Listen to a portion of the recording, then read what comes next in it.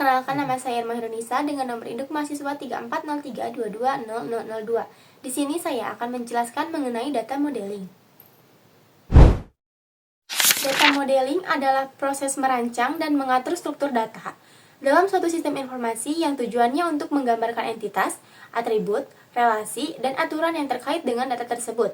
Data modeling penting dalam pengembangan sistem informasi karena membantu memahami dan juga mengatur struktur data yang diperlukan oleh sistem tersebut. Manfaat data modeling ada 5. Yang pertama, meminimalisir duplikasi data. Yang kedua, memperbaiki kualitas data. Yang ketiga, mempermudah analisis data. Yang keempat, meningkatkan efisiensi. Dan yang terakhir, meningkatkan pengambilan keputusan. Komponen data modeling. 1. Entitas. Entitas adalah objek atau konsep yang memiliki atribut dan hubungan dengan entitas lain. 2. Atribut. Atribut adalah karakteristik atau sifat dari entitas. 3. Relasi. Relasi adalah hubungan koneksi antara entitas. Yang keempat, aturan. Aturan meliputi kualitas data, hubungan antar data, jenis data, dan juga lain-lain. Jenis-jenis data modeling. 1. Conceptual data model. Conceptual data model adalah jenis data modeling yang berfokus pada pemahaman dan penggambaran konsep bisnis secara abstrak. Dalam konsep ini, pendekatan yang umum digunakan adalah Entity Relationship atau ER. Berikut contoh diagram ER. 2. Logical data model. Logical data model adalah jenis data modeling yang berfokus pada desain dan representasi struktural data yang lebih terperinci daripada conceptual data modeling. Dalam konsep ini, pendekatan yang umum digunakan adalah Entity Relationship atau Unfit Modeling Language. Berikut contoh diagram Unfit Modeling Language. 3. Physical data model. Physical data model adalah jenis data modeling yang berfokus pada desain teknis dan implementasi konkret dari struktur data dalam suatu basis data. Pemodelan data fisik menggambarkan cara data akan disimpan secara fisik di dalam basis data, termasuk pemilihan tipe data, indeks, partisi, dan pengaturan fisik lainnya. Implementasi data modeling ada 2. Yang pertama, sistem order management sederhana. Contohnya, digunakan untuk jenis data yang beragam seperti toko grosir, distributor, dan lainnya. Karena pemodelan data konseptual dapat dilakukan untuk sistem manajemen pesanan yang sederhana. Yang kedua, aplikasi online shop. Dalam sistem aplikasi online shop, biasanya konsumen melalui prosedur pendaftaran, masuk ke sistem, mencari produk, menambahkan ke keranjang, lalu menambahkan informasi pengiriman, dan mendapatkan tagihan. Nah, serangkaian proses tersebut dapat direpresentasikan dengan data diagram ER atau Entity Relationship. Halo semuanya, perkenalkan nama saya Delin Putenzani. Saya mahasiswa Fakultas Ekonomi Universitas Galuh, program studi akuntansi dengan NIM 34032200007 dari kelas akuntansi reguler A. Di sini saya akan menjelaskan apa yang dimaksud dengan proses model. Model sendiri ada beberapa pemahaman dari para ahli. Salah satunya MC Leod yang menyatakan model sebagai penyederhanaan atau abstraksi dari sesuatu. Sedangkan menurut Wilson, model sebagai interpretasi secara eksplisit dari pemahaman tentang situasi. Modeling adalah penjelasan tentang suatu entitas, proses, atribut, atau hubungan antara mereka yang digambarkan dalam suatu model dan proses pembuatan model. Proses model adalah cara grafis untuk menggambarkan bagaimana sistem bisnis seharusnya beroperasi.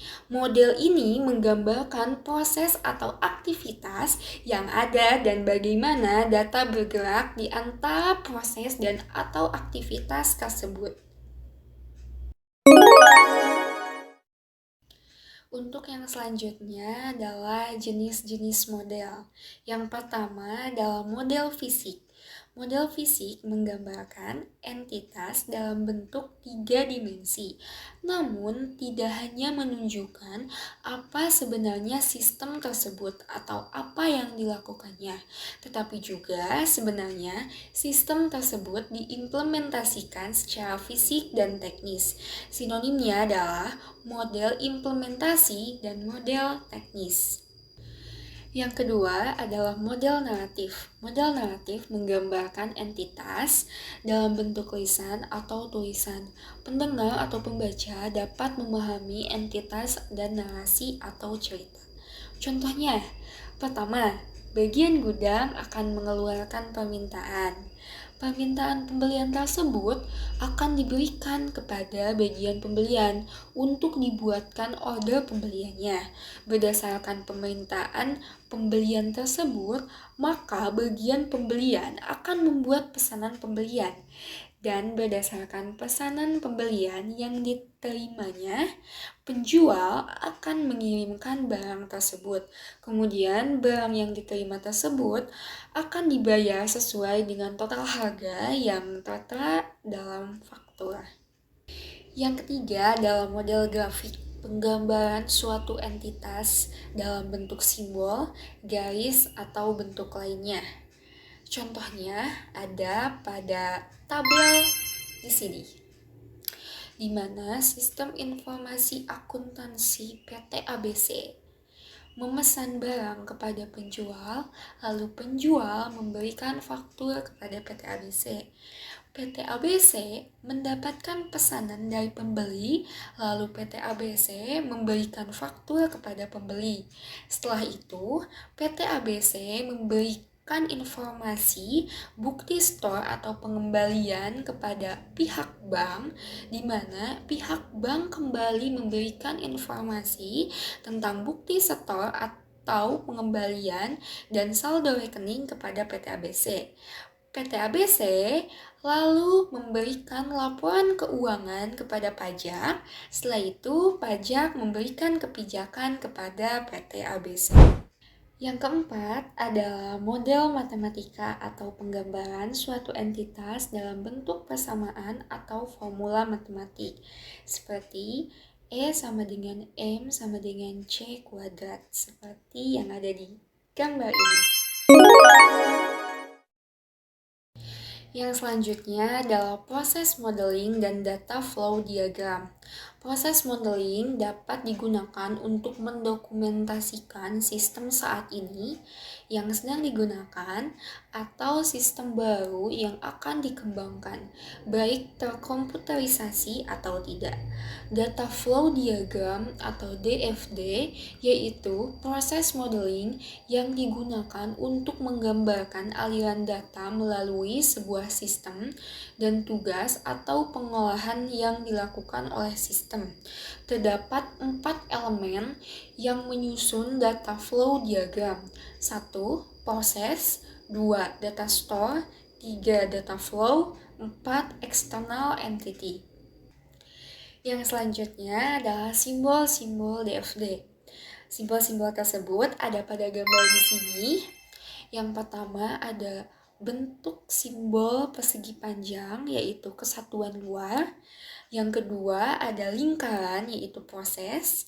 Yang ketiga ada 2 garis, yaitu penyimpanan data. Dan yang terakhir adalah garis tanda panah, yang berarti aliran data. Di sini saya akan menjelaskan kesatuan luar atau external entity. Entitas atau kesatuan berada di luar lingkup proyek tetapi berinteraksi dengan sistem, memberikan input atau menerima output dari atau ke sistem, berupa orang, unit organisasi, sistem lain, atau organisasi lain yang berinteraksi dengan sistem. Kesatuan luar mempunyai arti orang, organisasi, unit organisasi, atau sistem yang eksternal ke sistem, tetapi berinteraksi dengannya. Biasanya sesuai dengan aktor utama yang diidentifikasi dalam kasus penggunaan. Kesatuan luar menyediakan data ke sistem atau menerima data dari sistem dan berfungsi untuk menetapkan batas-batas sistem. Setiap entitas eksternal memiliki nama dan deskripsi. Poin kuncinya yang perlu diingat tentang kesatuan luar adalah bahwa kesatuan tersebut berada di luar sistem, tetapi mungkin atau mungkin bukan bagian dari organisasi. Orang yang menggunakan informasi dari sistem untuk melakukan proses lain, atau orang yang memutuskan informasi apa yang masuk ke dalam sistem juga dapat disebut sebagai kesatuan luar. Contoh, manajer ataupun staf. Halo semua, perkenalkan nama saya Marita Andini. Saya mahasiswa dari Universitas Galuh, program studi akuntansi dengan NIM 3403220015. Saya dari kelas akuntansi reguler A. Di sini saya akan menjelaskan apa itu proses. Proses adalah suatu pekerjaan atau aktivitas yang dilakukan oleh manusia, mesin, ataupun komputer untuk mengubah data masuk, yaitu input data, menjadi data keluar, yaitu output data. Dalam sistem informasi, proses ini sangat penting untuk memastikan bahwa data yang masuk bisa diolah menjadi informasi yang bermanfaat. Contohnya pada gambar di sini, yaitu bisa dilihat dari gambar di atas, proses pembuatan slip gaji dan proses penghitungan gaji pegawai. Intinya, setiap aktivitas dan sistem informasi harus memiliki proses yang jelas, mulai dari menerima data, mengolahnya, hingga menghasilkan output. Ada banyak komponen dalam proses, yaitu yang pertama, identifikasi proses. Nah, di sini setiap proses harus diberi nama agar bisa dikenali dengan mudah. Contohnya kayak misalnya hitung gaji, yaitu proses untuk menghitung gaji karyawan. Yang kedua, pemproses, yaitu siapa yang melakukan proses. Bisa dilakukan baik oleh manusia, mesin, ataupun komputer. Contohnya, jika dilakukan dengan manual, bagian personalia yang menghitung gajinya. Jika dilakukan oleh komputer, biasanya sih sistem payroll penggajian yang akan memprosesnya. Ada juga arus data dalam proses. Data masuk atau input, yaitu data yang digunakan untuk memproses informasi. Contohnya kayak misalnya jam kerja pegawai, terus gaji pokok dan tunjangan. Ada juga proses. Nah, di sini transformasi atau mengolah data. Contohnya kayak misalnya menghitung total gaji pegawai berdasarkan jam kerja. Terus ada juga data keluar, yaitu output. Di sini yang dimaksud adalah hasil dari proses yang telah dilakukan. Contohnya kayak slip gaji pegawai. Atau bisa dilihat dari gambar di sini. Nah, gambar di atas itu adalah data dari pelanggan yang masuk ke dalam sebuah proses order langganan. Setelah diproses, hasil akhirnya adalah informasi yang berguna. Misalnya, daftar pesanan yang diterima oleh perusahaan. 4 contoh penerapan dalam kehidupan nyata yaitu ada 3, yaitu kayak di perusahaan, di toko online, dan di bank. Untuk contoh di perusahaan, itu sistem penggajian karyawan menggunakan data kehadiran untuk menghitung gaji. Untuk di toko online, biasanya saat pelanggan memesan barang, sistem akan mencatat data pesanan dan mengolahnya sebelum mengirim barang. Untuk contoh yang di bank, yaitu saat melakukan transfer uang, sistem akan memproses data rekening asal dan tujuan sebelum transfer selesai. Intinya, proses adalah inti dari sistem informasi yang mengubah input menjadi output yang berguna. Setiap proses memiliki prosesnya sendiri, baik manusia ataupun komputer. Arus data harus jelas dan sesuai aturan, misalnya dalam penggajian, pesanan, pelanggan, ataupun transfer keuangan. Proses juga harus dimulai dengan kata kerja dan berakhiran dengan kata benda. Nama proses tidak boleh panjang, tetapi harus mengandung informasi yang cukup sehingga pembaca dapat dengan mudah memahaminya. Hindari penggunaan kata "dan", karena kata "dan" menandakan lebih dari satu aktivitas dalam suatu proses, padahal setiap proses seharusnya hanya melakukan satu aktivitas saja. Setiap proses harus memiliki satu aliran data input dan setidaknya satu aliran data output. Dalam data flow diagram atau sering disingkat dengan DFD adalah arus data diberi simbol panah. Panah ini menunjukkan bagaimana data mengalir antara proses penyimpanan data dan entitas luar. Menunjukkan aliran data masuk ke dalam sistem input dan menunjukkan hasil dari proses sistem input. Aliran data sebaiknya diberi nama yang jelas dan mempunyai arti. Aliran data sebagai bagian dari informasi, yaitu aliran data merupakan bagian dari informasi yang diproses dalam sistem. Biasanya sih berupa data tunggal atau kumpulan data logis. Adapun hubungan aliran data dengan proses, setiap aliran data menghubungkan proses. Dan panah menunjukkan arah masuk atau keluar dari suatu proses. Ada juga input dan output dalam aliran data. Kalau misalnya input yaitu data yang masuk ke proses, sedangkan output adalah data yang dihasilkan dari proses. Ada juga syarat aliran data dalam proses, yaitu setiap proses harus memiliki setidaknya satu input dan satu output. Proses tanpa output tidak melakukan apa-apa, tidak ada hasil yang dihasilkannya. Proses tanpa input tidak logis karena hasil tidak bisa muncul tanpa adanya data masuk. Pentingnya konsistensi dalam arus data. Jika dua atau lebih arus data berasal dari sumber yang sama dan menunjukkan tujuan yang sama, maka arus tersebut harus dianggap sebagai satu arus data tunggal. Ada arus data yang benar dan tidak benar. Untuk contohnya bisa dilihat di sini.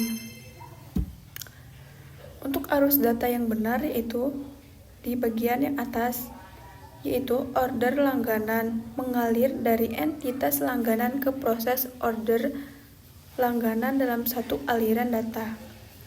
Sedangkan yang tidak benarnya yaitu yang kedua, yaitu order langganan dan pembayaran mengalir secara terpisah dari langganan ke proses order langganan. Seharusnya data ini dikemas dalam satu arus data untuk menghindari kebingungan. Mengapa kesalahan ini harus dihindari?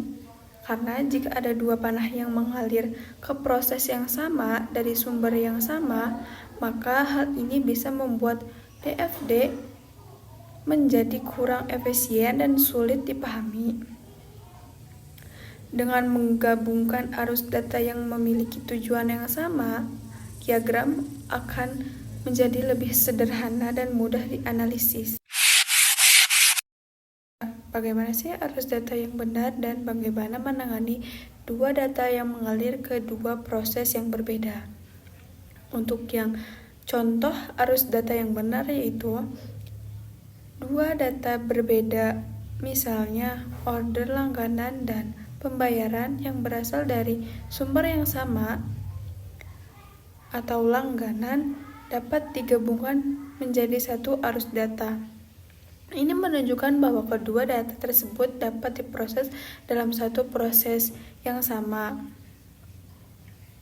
Keuntungan dari proses ini adalah menyederhanakan diagram dan menghindari kebingungan akibat penggambaran arus data yang terpisah.